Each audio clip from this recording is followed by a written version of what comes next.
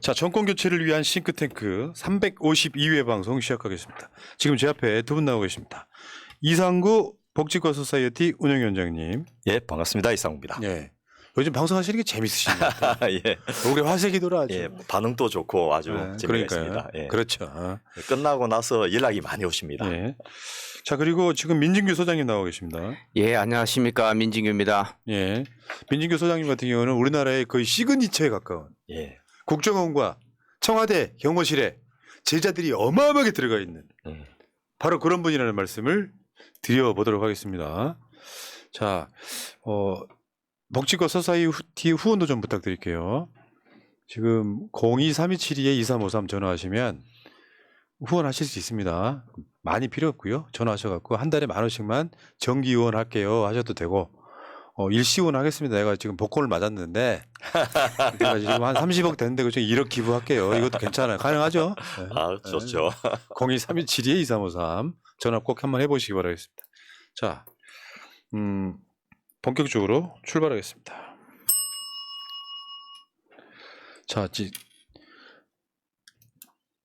방송하는 시점 내일이 지금 강서구청장 보궐선거인데 예, 저 그렇게 많은 인파 대선 이후에 처음이에요. 그렇습니다. 대선 때도 뭐 서울 집중 주세 정도가 아니면 실제로 그런 숫자 거의 안 나오잖아요. 예, 앞서 방송에서 이경 대변인도 말씀하셨지만은 진짜 이게 심판 투표 그를 좀 상징적으로 보여주는 게 아닌가 싶고 또 거기서 이재명 대표의 연설도 참 감동적이었던 것 같습니다.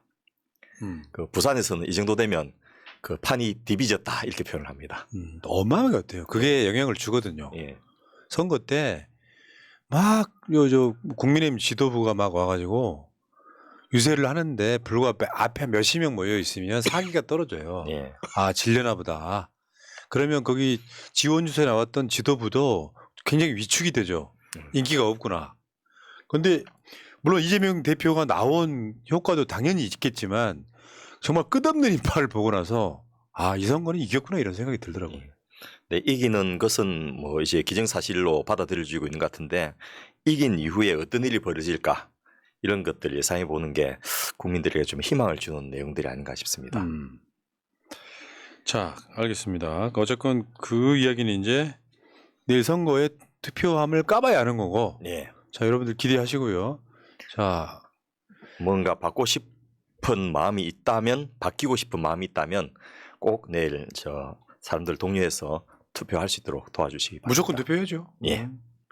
투표 안 하시는 분들은 본인이 국민의 자격이 저는 없다고 생각해요. 예, 설사 2번을 찍더라도 투표는 일단 하는 게 맞죠. 야, 훌륭하십니다. 자, 이번 주에는 총선 대비 공약 분석 6번째 시간. 예, 여러분들이 기다리시는 경기도 화성 을로 갑니다. 회차를 거듭할수록 저 구독자들이 많아지시는데 이 또 푸나님이 잘 지역을 선정하셔가지고 아주 핫한 지역만 골라서 하고 우리 방송 나가니까 뭐 출마 포기하고 서울로 올라오고 막 이런 일들이 벌어지고 있지 않습니까? 다음 주는요. 예, 박영진으로 가주세요. 아, 좋습니다. 다음 주 박영진입니다. 강북. 예.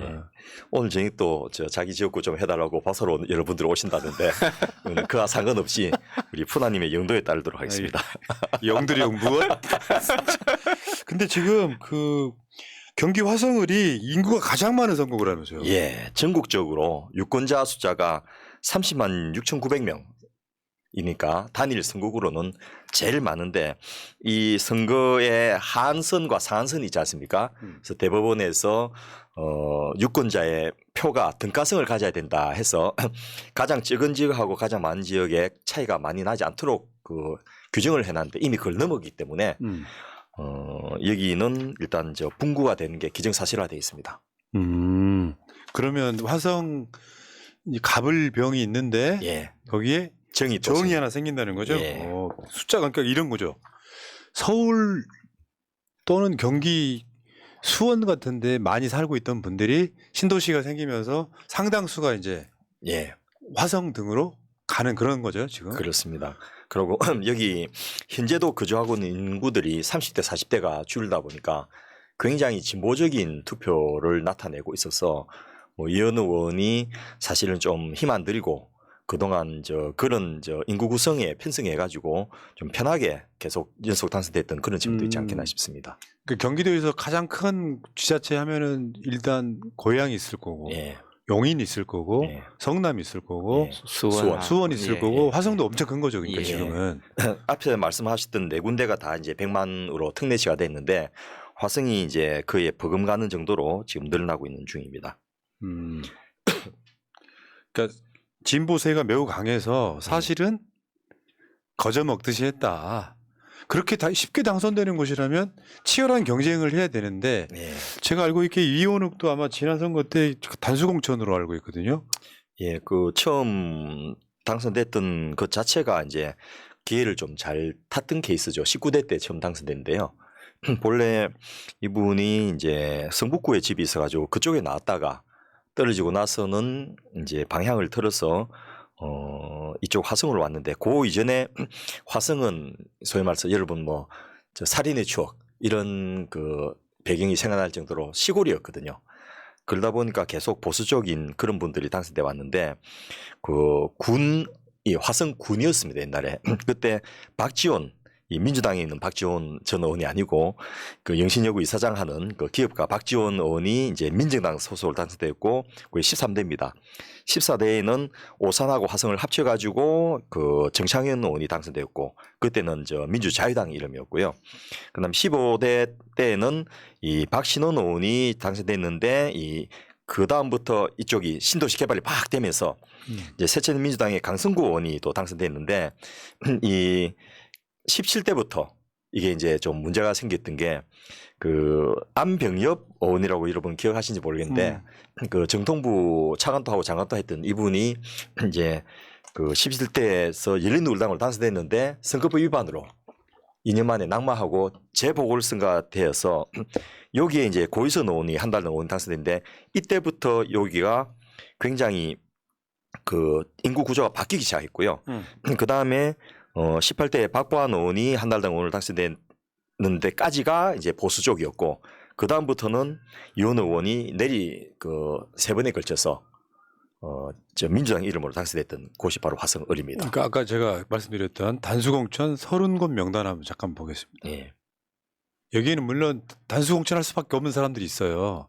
당시 송영길 대표 경선 붙이기 어렵잖아요. 예. 실제로는 저 당대표가 총선을 임해야 되기 이런 거 이런 정도 물론 송영길 대표가 그땐 당대표는 아니었네요. 어제 보면은 제 책으로 괜찮은 분도 있어요. 박주민 같은. 예. 근데 전체적으로 봤을 때 전해철, 홍영표, 송갑석, 이원욱 이런 분들은 경쟁자 없이 당선된.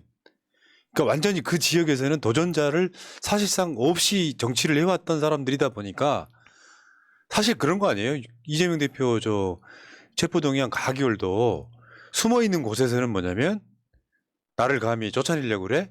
하는 그런 그들만의 어떤 기득권 유지련 분노였던 거잖아요. 그렇죠. 그런데 이제 단수공천 됐던 이유가 그 이전 18대 선거에서 떨어질 줄 알면서도 나갔는데 이제 그게 인정을 받아가지고 그래 그럼 그 공을 인정한다 이렇게 해서 19대 때 이제 단수공천이 됐던 그런 케이스입니다. 자 이원욱은 누굽니까? 솔직히 말해서 이쪽에 그렇게 유명한 사람은 아니잖아요. 예, 고대 법대 8위 학번이고요. 학생 때 이제 고대 법학과 학생회장을 했습니다. 이인영 의원보다는 이제 선배인데요. 그때 법학과에서 국내 최초로 모의 헌법재판을 개최하기도 하고 또 민정당사 중앙연수원 증거농성 사건 아마 기억하시는 분도 계실 건데 그런 것들을 해갖고 징역 3년형을 선고받고 수감 중이다가 이제 87년 6월 항쟁으로 특별 3이 됐던 그런 케이스인데요. 그 다음에 87년 출소한 다음에 96년까지 10년 동안 이제 공장에서 노동운동을 했던 분입니다. 그리고 97년에 이제 김대중 대통령 당선을 앞두고 새정치 국민회의가 만들어지고 여기에 당직자로 근무를 하면서 정치 입문하게 됐는데요. 저도 그때 당시 같이 정책위원회에 근무를 했기 때문에 얼굴을 아는 사이였고 전직 학생회장 출신인데 참 사람이 반듯하고 얌전하고 조용하구나 몸은 작고 왜소하지만은 그 참 열심히 하는구나 이런 정도로 제가 기억을 했는데 그 사이에 이제 뭐 노동도 하면서 사회복지사도 취득하고 또 숲 해설사도 그 공부하고 이렇게 그때 당시에 뭐 송영길 의원도 그렇고 다들 그 김성환 의원도 그렇고 막 그 자격증 지도하고 이렇게 노동운동 하던 그 세대였는데 이제 소위 말해서 그 앞서 말씀드렸던 대로 지역을 좀 잘 선택하면서 이 선출직으로 승승가도를 달렸던 그런 케이스였습니다. 근데 이런 게 있어요. 그 선거라고 하는 게 어떤 경우는 운이 좋아가지고 예. 막 혼탁한 가운데 지역구 그냥 득템하는 경우가 있어요. 예. 텃밭 엄청 좋은데 어쩌다 보니까 이 사람 살리긴 해야 되는데 너 거기가 이런 경우 꽤 있잖아요. 예. 운이 좋았던 케이스. 예. 근데 이런 것들은 일반 우리 지지자나 당원들은 잘 모르고 요즘에 그냥 악명만. 예. 저 뭐지? 저 사람 뭐지? 이런 생각이 드는 그런 악명만. 자, 그러면 아까 그 얘기 다시 한번 해줘 보세요. 예. 선출직 공무원이 된 그 과정. 예, 뭐 앞서 말씀드렸던 대로 18대 총선에서는 이 지역구에 아무도 안 나가려 하니까 본인이 차원에서 나갔고 뭐 또 당연히 떨어졌습니다만은 그 희생 때문에 인정을 받아가지고 그 다음에 19대 선거부터는 이제 여기가 판이 바뀌면서 선거구도 늘어났고 이 판이 바뀌면서 인구 구조가 확 바뀌게 됐던 거거든요. 그래서 이제 소위 말해서 민주당의 텃밭이 된 그런 좀 운이 좋았던 측면도 있고요. 그리고 실제로 그 이원호 의원이 저 초선 재선 때는 참 열심히 했습니다.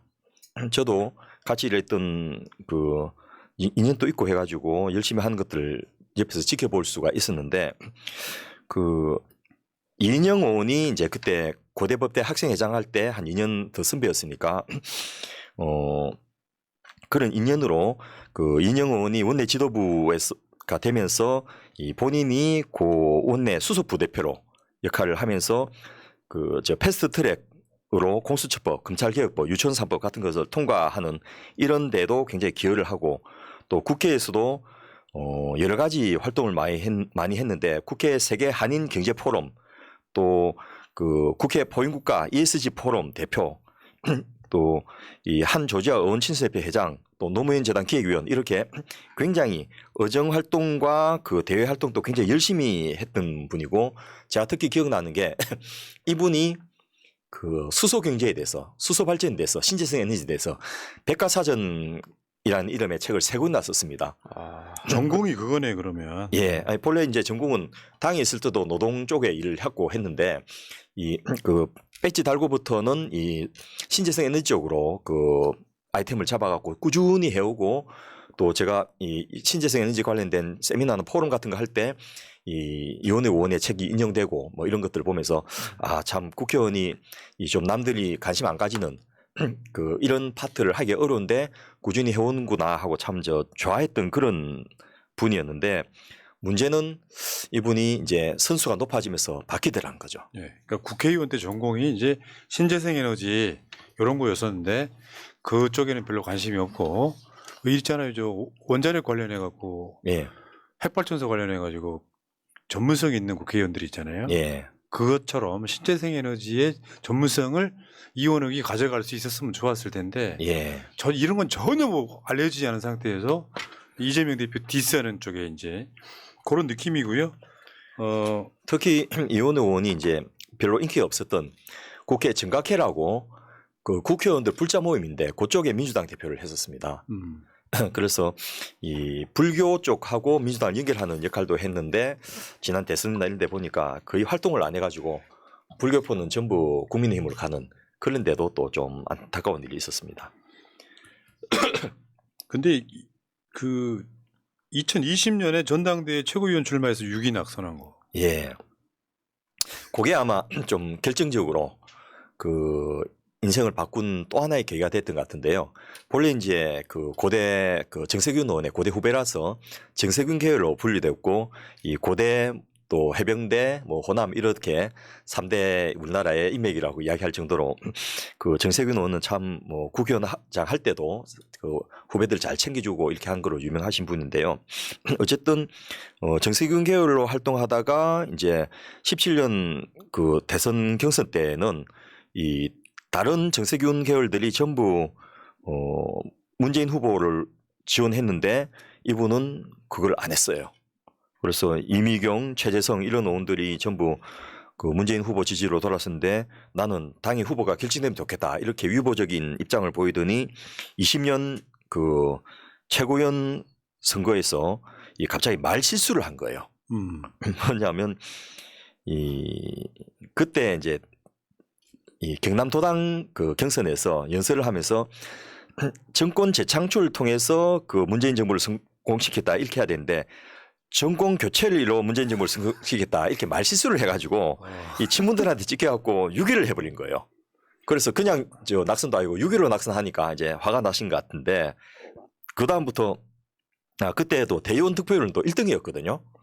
그러니까 좀 안타깝고 뭐 억울한 게 있는데 이 23년 5월 달에는 그 강성 의원들이 개딸들의 문자 테러를 그 가지고 공격을 받았다고 할 때 이분 또 이제 그렇게 내가 개딸들 때문에 고생했다 이렇게 했는데 이거 나중에 그 윤리감찰단이 조사해 보니까 개딸들이 아니었고 민주당의 이간을 노리는 이제 분열 이관계에 휘둘린 것인데 하여튼 그 이때부터 좀 그 엇나가기 시작하신 것 같아요. 지금도 뭐 소위 당원들 개딸들 문자 공개한다 그러면서 계속 그런 논란만 갖고 아니 이재명 대표가 그런 메시지를 한두 번 낸 것도 아니고 당의 화합이 중요하다면서 계속해서 자제해달라는 얘기를 하는데요. 내가 새날 방송에서 매일 해왔던 얘기 중에 하나예요. 그 사람들이 당원인지 개딸인지 저쪽 사람인지 아무도 모릅니다. 예. 심지어 당원 중에도 프락치가 있을 거예요. 그럼 적당하게 자기가 그 완충 역할을 해야 되는데 이런 문자 이재명 지지자가 보냈다를 계속해서 하면서 대표 흔들기만 하고 있는 거예요 지금. 그래서 싫어하는 거지. 예. 누가 보냈는지 모르잖아요 지금. 그래서 뭐 그 지방선거에서 그 이재명 대표가 이제 보궐로 입성을 하니까 그거에 대해서도 또 상처뿐인 영광이라고 이렇게 저 페북에 글을 쓰고 이렇게 하면서 이제 친명 쪽에 있는 분들이나 또 당의 화합을 생각하는 분들한테는 완전히 찍혀버려서 지금 이 상태로는 당내 경선 통과도 어렵지 않겠나라는 느낌이 들 정도로 지역의 지지가 굉장히 낮은 것으로 제가 들었습니다. 자, 그러면 화성을 지금 이제 아마 이렇게 되지 않을까 싶긴 한데 네. 그 화성이 이제 3개 지역구에서 4개 지역구로 바뀌면 좀 달라질 수 있겠죠 현재로서는. 그렇죠. 근데 지금 출마 예상자가 누굽니까? 예, 여기 예, 그 일단 분위기가 이원욱 의원은 경선에서 살아나기 어렵겠다라는 이런 분위기가 도니까 여러분들이 여기를 이제 노리기 시작했는데 특히 이 분구가 또 될 가능성이 많아지지 않습니까? 거의 뭐 기정사실화 되고 있으니까 엔간하면 저 당선될 가능성이 높겠다라는 생각으로 일단 저 32살의 전영기 의원이 그 이분이 이제 한양대 에리카 캠퍼스 총학생회장 출신인데 비례대표로 지난번에 들어왔는데 이분이 화성을 출마를 공식 선언을 이미 했습니다.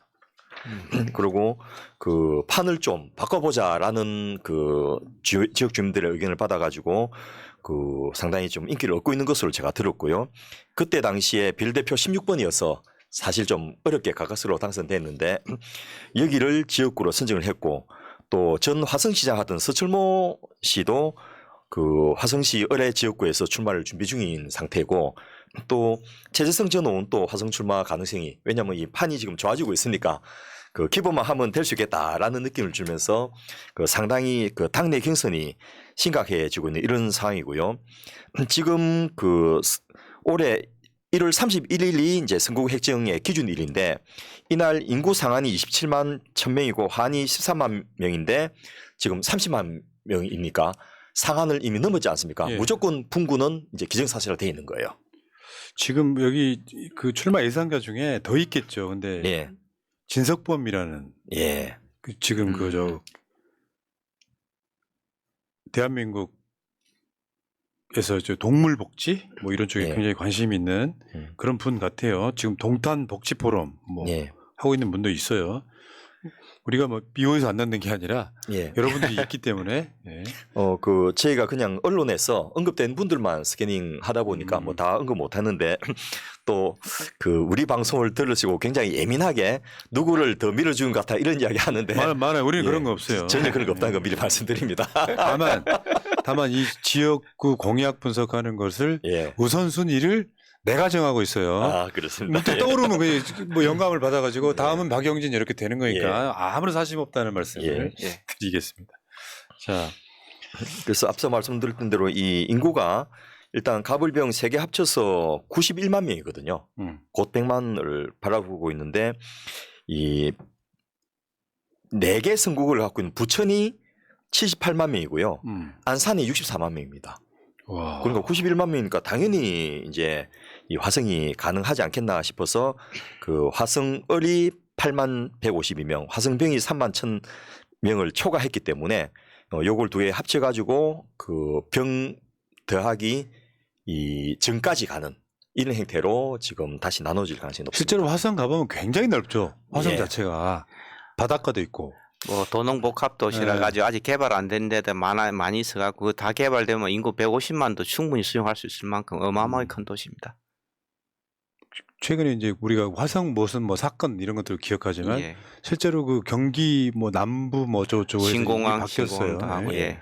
화성은 굉장히 어떻게 보면 장래가 촉망되는 그런 지역 중에 하나인데 KTX SRT 수서역에 가기 전에 화성 동탄역에 서는데 거기 내려보면 뭐 어마어마한 빌딩 수 때문에 깜짝 놀라실 겁니다. 자, 그래요. 어쨌든 선거구 수가 4개로 늘어날 가능성이 거의 확정적이다. 숫자로 예. 보면 예. 선거구 획정을 이렇게 할 거다.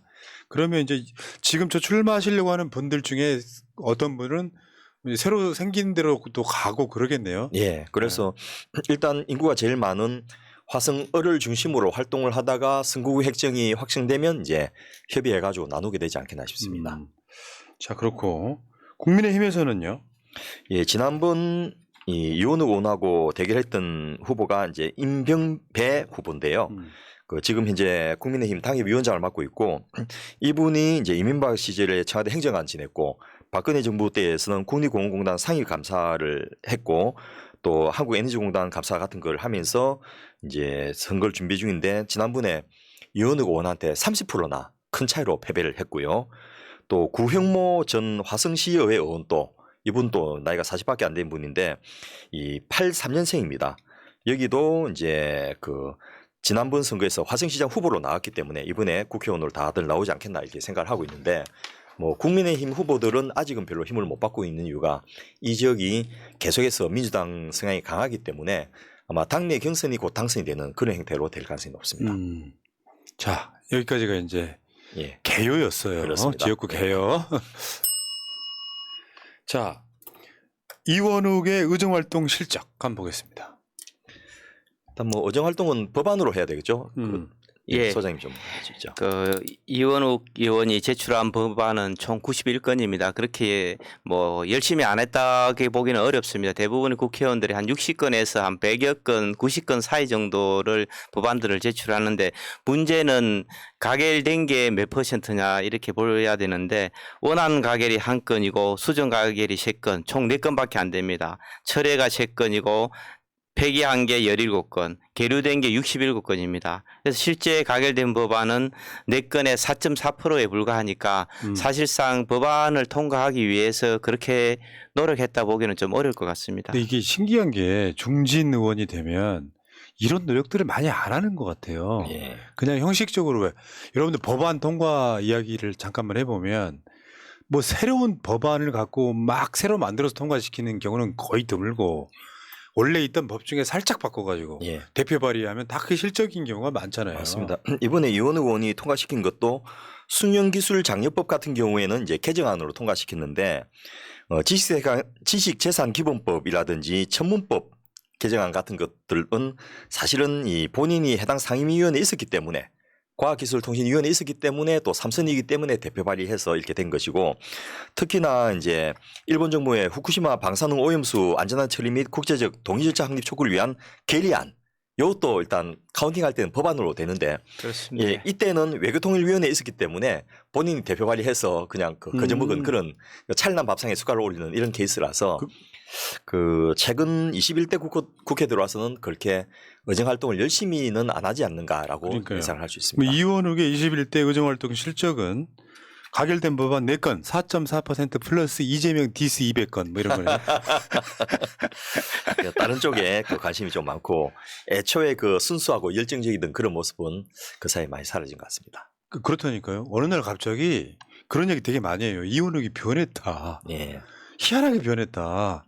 어느 날 갑자기 이거 그러고 있잖아요. 옛날에 그 온라인에 많이 쓰는 용어로 삐뚤어질 때다. 예. 그 삐뚤어지기 시작해 그냥 너무 멀리 가버린 거예요. 예. 최근에도 보면 이원욱 의원이 이재명 대표를 디스하면서 언론에 나가고 언론인이 그걸 받아 써주고 하면서 민주당 갈라치기 용도로 제일 많이 써먹는 몇 사람 중에 하나잖아요. 네. 그러면 의정활동 잘해야 될 거 아니야. 우리가 깔겁게. 제가 그 오늘 방송 준비하기 위해서 이제 동탄의 이원 의원 그 지역구에 있는 주민들 몇 분 만나봤는데 또 그 중에 한 분 마침 저희 병원에서 일하는 분도 있고 해가지고 그 물어봤더니 일단 그 친민주당 성향에 있는 분들은 아 이원 의원이 왜 저러지? 그 우리 지역구 저 주민들의 유권자들의 뜻하고 다르게 행동하네 이렇게 하고 좀 실망한 것이고 또 다른 저 뭐 정치적 성향이 없는 분은 그 요즘 뭐 하는지 모르겠어요 이런 그렇죠, 이야기를 하면서 도대체 그 3선이나 했는데 지역 발전에는 귀한 게 그 잘 안 느껴진다. 뭐 이런 이야기를 해서 그 뭐 일단 지역 주민들의 마음에는 민주당 성향이든 또 중도 성향이든 간에 교체할 마음을 다 먹은 것이 아닌가라는 느낌을 제가 받았습니다. 예. 물론 이제 샘플이 타당하다고 볼 수는 없지만은 예. 일단 그 분위기가 그렇다는 느낌을 받았습니다. 그러니까 이런 거죠. 이런 게 있어요. 어쩌다가 이제 입 바른 소리를 해도 합칠 때는 합치고 힘을 예. 그리고 자기 의정 활동을 잘했다라고 하면 떨고져 나가는 일은 없을 텐데 예. 지금 그래서 오늘 방송이 중요한 거죠. 공약은 잘 지켰는가? 예. 법안 통과는 잘 시켰는가? 여기다가 실제로 민주당 내에서 진짜로 한 일이 뭔가 예. 기억에 남는 거 하면 이원욱은 이재명 대표 디스한 것밖에 기억이 안 나는. 그러면 당연히 공천 탈락일 수밖에 없을 거라고 생각하는데. 그리고 그 당원들이나 민주당 지지자들의 의견과 다른 행태로 이렇게 했기 때문에 더 좀 반감이 큰 게 아닌가 싶습니다. 자 그러면 총선 공약으로 한번 가보겠습니다. 자 이원욱의 총선 공약 자 몇 개입니까? 일단 예, 한국 매니페스토 실천 본부 자료에 따르면은 공약이 총 68개인데 그 저희가 선거 공보문에 있는 내용들을 중복된 거를 빼고 이렇게 다시 정돈해 보니까 총 58개입니다. 10개가 더 적습니다. 그래서 구체적으로 좀 구분해 보면은 정치는 난개발 방지 및 개발 이익 재투자 방식 도입이라는 그런 한 건에 불과하고요. 경제도 사회적 기업 뭐 지역 정착의 일자리 등 10개. 사회복지 관련 공약은 뭐 트림 조기 착공, 기형 IC 조기 완공 등 그 건설 관련 공약이 24건. 그다음 문화교육 분야는 문화 공연장 건설, 로봇 박물관 유치 같은 20건, 그리고 과학 기술 공약 3건 이렇게 그 구성되어 있습니다. 그래서 대체적으로 지금 공약 대부분들이 사회복지와 문화 관련 공약이 75% 거의 뭐 4건 중에 3건이 전부 사실상 지역 발전하고 관계없는 어떤 소모성 관련 공약이지 않느냐 뭐 이렇게 볼 수 있을 것 특히 이 같습니다. 사회 분야 공약들이 방금 소장님 말씀하셨듯이 인도원에서 동탄선까지 연결되는 트램을 빨리 착공하겠다든지 그 GTX의 동탄하고 삼성 간 선개통을 하고 솔빛 나루역을 유치하겠다든지 동탄 매송 간 고속도로를 빨리 추진해서 이 인천공항 들어서 송산 테마파크 화성시장까지를 그 출근 시간을 단축시키겠다든지 또 공항버스 노선을 신설하고 지게버스를 확대하겠다든지 이런 것들이라서 주로 이제 출퇴근 시간 당기는 교통 관련 공약이 대부분인데 물론 이제 이 지역에서 그 유권자들이 서울을 출퇴근하는 분이 많기 때문에 이게 중요하긴 한데 이것만이 사회 공약인가라는 안타까움과 아쉬움이 들고요. 뭐 특히나 지금 GTX 착공 같은 경우에는 본인이 뭘 노력했는지는 잘 안 나타나요. 그냥 중앙정부에서 추진하니까 되면 내공이다 이렇게 하려고 일부러 공약을 그렇게 지는 게 아닌가 싶어서 그 3선이나 되고 하면 조금 의미 있는 또 비중 있는 그런 공약을 할 만한도 한데 공약 자체에서는 별로 그런 의도나 의욕이나 성의가 보이지 않는다라는 느낌이었습니다. 그 신재생 에너지 같은 본인의 약간 그 자기 컨텐츠가 예. 있는 거를 화성에 도입하는 건 나쁘지 않을 거 아니에요. 예, 그런데 그거는 또 하나도 없어요. 신기하네. 예, 그렇게 공부도 많이 하고 책도 몇 권이나 쓰고 할 정도면 물론 혼자서 의원들이 쓴 책이라는 게 뭐 의원이 직접 다 쓸 거라 기대한 사람은 없지만은 그래도 그 분야에 관심을 가지고 지속적으로 공부를 해왔다는 건데 그러려면 지역에도 좀 도움이 되고 국가적으로 좀 도움이 되는 걸 했으면 좋겠는데 관련 공약이 전혀 없습니다. 이게 이 방송을 이제 한 6번째 하다 보니까 느끼는 건데 국회의원들 공약이 뭐랄까요 애매한 것들 있잖아요. 예, 그냥 이렇게 현수막 걸기 딱 좋은 것들이 너무 많네요 보니까. 그렇습니다. 본인이 한 건지 안 한 건지도 모르겠는. 국회의원이라는 게 물론 지역구만 챙기는 것이 아니고 국가 전체를 그 자기 의정 활동의 대상으로 해야 되기 때문에 중앙정부 정책과 지역 정책을 같이 조인트 해야 되긴 하지만은 그래도 우리가 5가지 평가 기준을 보는 실현 가능성이라든지 이런 또 그 적절성이라든지 이런 것들을 좀 생각해 가지고 공약을 질러야 되는데 푸나님 말씀하신 대로 딱 슬로건 자체는 그 좀 섹시한데 실제로 그러면 어떻게 하겠다든지 되면 뭐가 좋은지 또 얼마만큼 하는 것을 목표로 하는지 이런 내용이 거의 없는 것이 대부분인데 이원호 의원이 옛날에는 안 그랬는데 점점 그런 행태로 가고 있다라는 아쉬움이 있습니다. 삐뚤어질 테다. 예. 이런 거 있잖아요. 방과 후 돌봄 교실 확충 이런 거 있잖아요. 예. 이게 뭐 몇 개 대상으로 몇 개를 하겠다 이런 게 전혀 없습니다. 제가 항상 하는 얘기예요. 예. 화성 의뢰 방과 후 돌봄 시설 뭐 50% 이상 확충 뭐 언제까지 예. 이게 공약이 돼야 되잖아요. 그 하나만 확충이 돼도 공약 지켰다고 할 거 아니에요. 노인 일자리와 사회활동 지원 확대.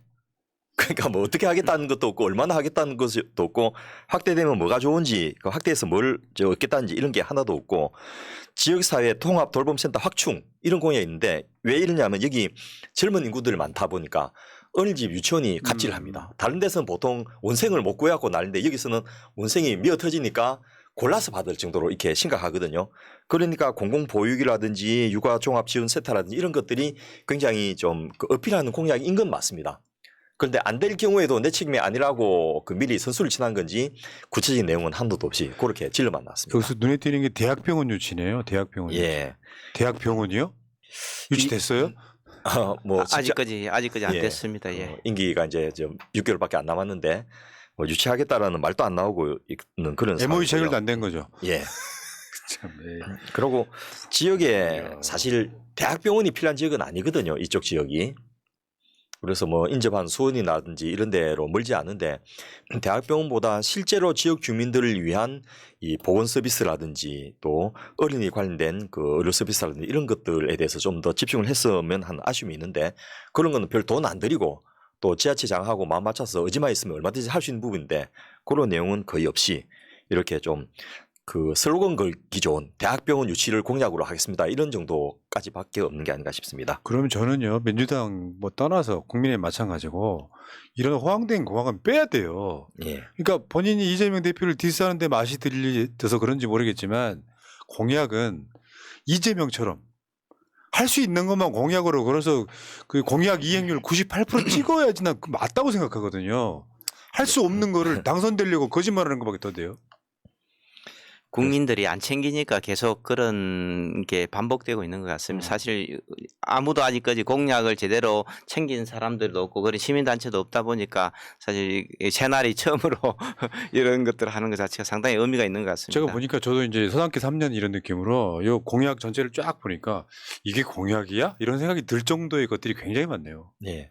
그리고 국민들이 항상 그 계획서만 보고 이 영수증을 청구를 안 했거든요. 세금 계산서 이제 내놔라고 해야 될 때가 됐는데 그 4년 동안 세비 받아먹고 우리가 표 받아갖고 다시 뭐 했느냐 이런 거를 적어도 그 다음 총선 전에는 한 번은 좀 이야기해보자는 거죠. 그래야지 국민 무슨 줄 알고 유권자 무슨 줄 알고 공약 그 함부로 못 내걸게 그렇죠. 되지 않겠나 싶습니다. 못 지키면 거짓말인 거거든요. 예. 근데 저 김무성 이야기처럼 누가 공약을 지키냐 이렇게 돼버리면은 이게 아니 그거 국민의힘은 그렇다 쳐요. 예. 원래 그런 집단이니까 민주당이 이러면 안 되는 거잖아요. 예. 그러면 문화 교육 관련 공약 이게 이제 신도시 뭐 이렇게 생각을 하면 이런 게 있잖아요. 서울이 부러운 게 보통 지역에서는 문화 이런 것들이거든요. 맞습니다. 어떤 공약이 있었습니까? 예, 문화체육 관련 공약은 1,500석 문화 공연장을 만들겠다. 뭐 로봇 박물관을 유치하겠다. 숲 전시관을 유치한다. 뭐 시립 교향악단을 창립한다. 가족 캠핑장을 만든다. 뭐 이런 것들이 주로 공약들입니다. 사실 뭐 주민들 입장에서는 문화생활을 향유하고 싶어서 이런 게 필요하다고 생각할 수 있겠지만은 대부분의 그 뭐 문화 이런 공연장이나 이런 것들이 전시관이 체육관이나 실내 체육관이나 종합운동장처럼 거의 활용도가 없거든요. 주민들 자체가 원하는 그런 공연도 사실상 부족하고 이런 측면에서 보면은 이런 것들도 조금 약간 허황된 공약이지 않나 이렇게 이거 생각합니다. 지켜진 거 있어요? 지금 그 이원 의원 홈페이지나 브로그 들어가 보면 그 트리엠 파크 요게 이제 앞서 말씀하셨던 1,500석 규모의 문화공연장을 만들겠다라는 것이 실신되고 있는데 예상보다 좀 늦어서 완공은 이제 2025년이 완공의 목표인데 트리엠이 뭐냐면 뮤직, 미디어, 뮤지엄 이렇게 세 가지가 그 복합된 복합 문화 공간을 만들겠다는 건데 요 정도면 경기 아트센터 수원에 있는 경기 도립 이제 문화예술 시설이라든지 그 또 서초동. 예, 서초동에 있는 예술진당 그보다 좀 작은 정도의 규모인데 문제는 이런 걸 만드는 것도 문제지만은 만들어서 어떻게 활용하고 운영할 것인가에 대한 계획이 전혀 없다는 겁니다. 그냥 서초동 그 벤치마킹 해가지고 우리도 예술진당 하나 갖자. 이런 정도의 컨셉으로 주민들을 좀 호도하는 게 아닌가 싶은 게 제가 지금 경기 아트센터 이사를 맡고 있거든요. 아, 그러세요? 예, 여기가 그 공연장, 상설 공장, 대공장하고 여기 저 트리엠 파크도 야외 공장도 1,200석이나 있으니까 규모가 좀 비슷한데 이 도립으로 1,400만 도민이 이용하게 하고 배경 인구가 바로 수원에 있으니까 이 100만 인구가 있는데 여기도 1년에 공연 그 가동률이 공장 가동률이 20%가 안 됩니다. 그러니까 객석 점유율이 또 20%가 안 되기 때문에 실 가동률이 5% 미만인데 여기 저 화성에 이거 만들어 가지고 과연 화성 정도의 뭐 저 지역구 가불병증을 다 모아도 이 활용도가 나올 것인지가 좀 의문인데 그런 것에 대해서는 전혀 계획이라든지 내용이 없어서 제가 참 경기도에서 만일 이 저 관련된 예산을 심의하게 되면 아마 매칭으로 지원은 못 해줄 것 같다는 생각이 들 정도입니다. 저는 문득 그런 생각이 들어요. 그래도 저는 민주당 당원으로서 예. 민주당이 더 우월하다라고 이야기해왔던 사람이거든요. 근데 이거 보면은 이런 거 보면은 국민의힘과 민주당 차이가 별로 없어 예. 보이거든요. 일부만 그렇다고 생각하시면 될 것 같습니다. 모든 의원들이 다 똑같은 건 아니니까 좀 계속 하다 보면은 좀 괜찮은 의원도 괜찮은 사람도 나온다. 예, 나올 것 같습니다. 너무 실망하지 마라. 예. 아, 알겠습니다. 실망 안 하겠습니다. 자, 그리고 교육 공약. 예, 교육도 이제 뭐 저 교육청이 주로 한다고 생각해서 그런지 또 이 지역에는 대학도 없거든요. 그러다 보니까 경기도립 교육도서관을 조기에 착공하겠다. 또 화성시립도서관을 유치하겠다. 이 가불병이 있으니까 우리 지역구를 유치하겠다. 또 작은 도서관 지원을 강화하겠다. 그 다음에 몽실학교라고 해서 경기도 교육청에서 이제 그 특기 적성화 교육을 공교육을 해주는 게 있습니다. 그것을 이제 화성으로 유치하겠다. 지금 한 4군데 있거든요. 그 다음에 미래형 학교 시범 사업을 유치하겠다. 이런 쪽으로 돼 있는데 이 각각이 전부 다 구체성이 거의 없습니다. 그리고 이런 것을 한다 해서 교육 여건이 좋아진다라는 근거도 없고요. 그래서 이 좀 아쉬움이 곳곳에서 보이는 저 공약들인데 특히 제가 의외로 실망했던 것은 화성이 우리나라에서 제조업체가 가장 많은 곳 중에 하나입니다. 아, 그렇겠다. 예. 중소형, 예, 소규모 예 그렇습니다. 예. 그래서 엄청나게 많고 이 코스닥 상장 업체도 많이 있는데요. 이 제조업체 19,544개가 있습니다. 여기에. 와. 그런데 이런 업체들 위한 공약들은 거의 걸지를 않았더라고요. 신기하네요. 자기 지역에 원래 그 특화시켜서 공약을 내잖아요. 예. 포기한 건가? 뭐 지역 수출 기업을 지원하겠다는데 수출 기업이라는 것 자체가 지금 뭐 우리나라 기업의 99%가 거의 대부분이 다 수출입을 다 하고 있기 때문에 사실상은 그것도 의미가 구분하기 없죠. 좀 의미가 예. 없는 거고 해외 홍보를 지원한다는 것도 사실상 큰 의미가 없는 그런 공약입니다. 이번에 무슨 뭐 윤석열 정권 들어서 가지고 각종 예산을 엄청 깎고 있잖아요. 예. 지역구 차원에서 할 수 있는 것도 사실 별로 없지 이런 거는. 예. 자, 그리고 저는 이제 또 보건월 쪽을 잘 아니까 화성에 이제 시가총액 상위 기업으로 한미사이언스, 한미제약에서 하는 그 한미사이언스라는 데가 한 4조 7천억이 넘는 곳이고 한미약품도 4조 2,500억 됩니다. 제가 여기 선플라워 같은 거 신약 그 예. 인허가를 해주면서 이런 그 제약회사의 공장들이 화성에 있다는 걸 알게 됐는데 이런 쪽을 위해서는 아무런 공약이라든지 내용도 없이 남들은 이 대기업들하고 친해지라고 난리인데 여기는 뭐 좀 초연해서 그런지 대기업을 완전히 쌩깡으로 무시하고 계시더라고요. 그러니까 그런 걸 싫어하는 성향도 있나 봐요.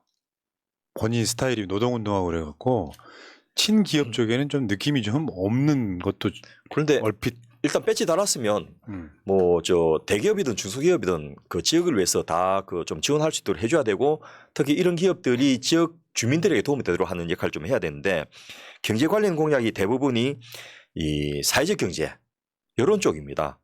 그래서 사회적 경제 기본법을 입법해서 화성시의 사회적 경제를 활성화하겠다. 소상공인 및 자영업자 지원을 위한 지역화폐 혜택을 확대하겠다. 스타트 센터를 유치해가지고 신속한 폐업을 지원해주고 빨리 재취업을 할 수 있도록 하겠다. 또 사회적 협동조합 같은 것들을 많이 그 지원하겠다. 이런 공약들인데 이게 사실은 되면 좋지만은 파급 효과는 그렇게 크지는 않은 것들이거든요. 그리고 지역 경제에서의 주류하고는 좀 먼 곳인데 이런 것들이 대부분의 경제 관련 공약이고 실제로 지역에서 요구되는 이런 부분들은 거의 외면을 하고 있는 상태였습니다. 알겠습니다. 그렇군요. 그리고 자신의 전공 분야인 신재생 에너지 관련 경향은 없더라. 예. 신기하다. 예. 정치인이 되고 나서 굉장히 관심을 보였던 이 공약은 없더라. 이거는 지금 사실 맞는 키 아니에요? 지금 시대에는 신재생 에너지 공약은? 뭐 윤석열 정부가 들어서 가지고 원전만 강조하면서 신재생을 다 죽일 것을 예상하고 공약을 걸는지는 모르겠는데 그 너무 없어서 참 의외했다. 그냥 300명 국회의원 중에 그 분야에서는 참 독보적인 분이었거든요. 그럼 일반인들은 잘 모르지만은 그 분야를 아는 사람들은 이원 의원 이름을 다 언급할 정도로 굉장히 그 훌륭했다 이렇게 평을 했는데 정작 까보니까 그런 게 하나도 없어가지고 야 그러면 이게 말로만 했고 실제로 의정 활동하고 인간을 전혀 못 시킨 게 아닌가 이런 아쉬움이 있었습니다. 자, 그럼 공약 평가 한번 해볼까요? 예, 그 공약 58건을 평가해 보면은 뭐 달성 가능성 측면에서 보면은 시립교향악단을 창립한다고 그랬는데 2020년도 그 시의회에서 조례가 부결됐습니다. 사실상 그 불가능하게 됐고요.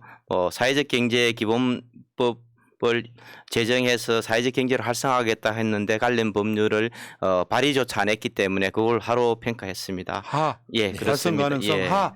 아니 법안 내는 거야 뭐 어렵습니까? 좀 조사해가지고 뭐 안 될 값에 법안 제출하면 해놓으면 일단 실적은 되는데 아예 그걸 안 했더라고요. 예, 그 뭐 적절성 측면에서도 보면 1,500석의 문화공연장이 과연 필요할까? 뭐 또 가족 캠핑장 같은 게 도심에서 필요한지 뭐 이런 측면에서 봐도 그 적절하지 않다고 해서 하로 평가했고요. 예. 미래형 학교 시범 사업을 유치하거나 뭐 사회적 기업 활성화 지원하는 이런 것들도 지원한다는 게 아까 말씀한 것처럼 뭐 했는지 안 했는지 사실상 측정하는 것 자체가 불가능하기 때문에 그 영역도 하로 평가를 했습니다. 측정 가능성 하. 예. 예를 들면 가족 캠핑장 신설 같은 경우에는 앞서 부장님도 말씀하셨지만 화성이 도농복합시지 않습니까? 전체 시의 80% 이상이 농촌 지역입니다. 그래서 이 동탄 지역의 인구가 밀집돼 있고 초고층 아파트가 그 모여 있는데 여기에 굳이 가족 캠핑장을 만들기보다는 그 농촌 지역에 설치해 가지고 우리 지역 구민들도 같이 이용할 수 있도록 하겠다라든지 실천 의지만 있으면 땅도 있고 얼마든지 할 수 있는 건데 그런 내용이 전혀 없이 그 캠핑장 할 공간도 없는데 이 화성을에다가 이런 공약을 내걸은 것 자체가 좀 의심스럽고 음식 문화 거리를 유럽형으로 조성하겠다 이렇게 해서 남북광장하고 여울공원에다 그걸 공약을 해놨는데 유럽형 음식 문화 거리가 이게 장사 잘 될 것인지 사실 유럽의 음식이 특별한 게 많지 않거든요. 뭐 치즈하고 빵밖에 없는 건데 이런 게 특이한 문화거리가 될 가능성이 사실상 없는 거죠. 제가 봤을 때도 이렇게 한다면 차라리 우리 뭐 K푸드 거리들을 잘 만들어서 뭐 다른 지역 주민들을 유치를 하거나 아니면 해외 관광객을 유치하는 것이 적절하지 유럽형 문화거리를 음식거리를 만든다 해서 유럽인들이 화성에 동탄에 와서 뭐 관광을 올 가능성은 거의 없는 거죠. 김영배 의원 지역 성북구청장 할 때 거기 마침 그 외국 대사관 레지던시들이 한 30몇 개가 있었거든요. 그래서 그 대사관 서포터즈를 만들고 성북천을 복귀한 그 위에다가 이 대사관들을 모아서 그 축제를 만들고 그렇게 하면서 외국 음식들을 소개하고 이런 적이 있었고 또 그중에 일부는 아예 상설로 매장을 개설해서 이렇게 관광객들 유치하고 이런 것들을 봤는데 화성에 이렇게 한다는 것은 조금 그 황당하다. 저는 이런 생각이 들어요. 자잘한 것들 있잖아요. 예. 뒤에 보면 구의원, 시의원, 구청장, 국회의원이 공약이 거의 똑같아. 예. 보통 그렇거든요. 그중에 국회의원은 내가 진짜로 할 수 있는 굵직한 거 한두 개만 딱 4년 동안 해내고 나머지는 어차피 중앙에서 의정활동 해야 되니까 나머지 자잘한 거는 구청장들이 하나씩 챙겼으면 좋겠어요. 예. 이게 보고 있으면 이게 누구 지적인지도 모르겠고 예. 자 운영성 예, 운영성 측면에서 보면은 청소년 스포츠 리그전을 유치하겠다.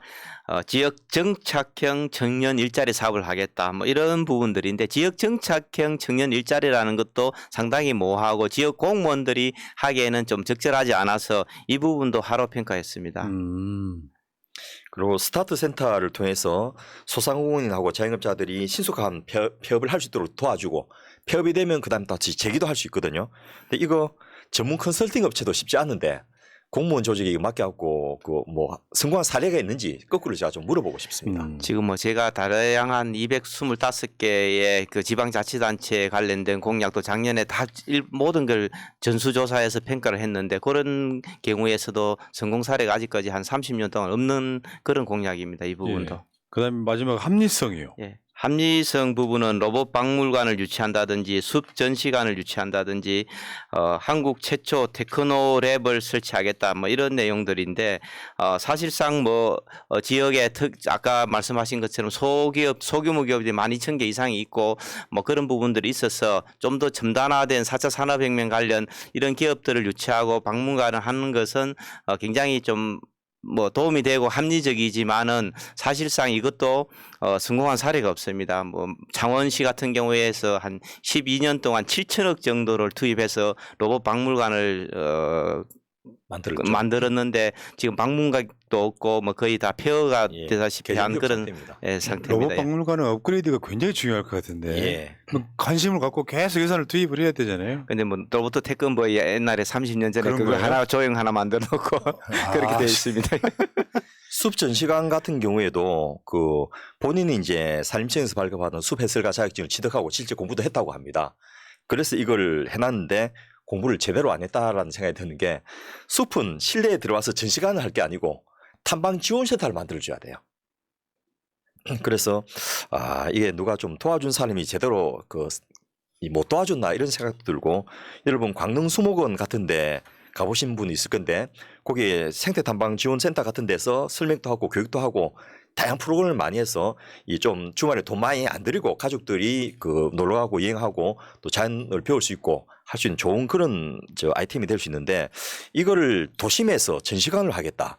이 자체가 공약에 대해서 좀 고민을 덜 한 게 아닌가 하는 생각이 그럼 듭니다. 제가 생각했을 때는 우리나라 지금 지방자치단체들이 어느 한 곳에 예를 들어 케이블카를 성공하면 모든 지자체가 케이블카를 설치하겠다 하고 또 어디 조금 잘 되면 모든 걸 너무 카피하는 거죠. 사실 잘 되고 그 지역에 특화된 그런 사업 아이템들을 서로 밀어줘야 되거든요. 강릉수목원 같은 걸 우리나라에 다시 하나 더 만드는 거는 거의 불가능에 가까운데 그럼 다른 지자체들이 탐방비를 지원해서라도 그게 더 잘 되게 해주고 그게 더 활성화되게 해주는 게 맞는 것이지. 우리도 똑같이 하나 뭐 강교에 수원에도 하나 만들고 화성에도 이런 거 만들겠다 이런 거 자체가 사실 말이 안 되는 거거든요. 그래서 공약을 전체적으로 살펴보니까 이분이 그 자기 지역에 대해서 좀 연구를 안 하신 게 아닌가.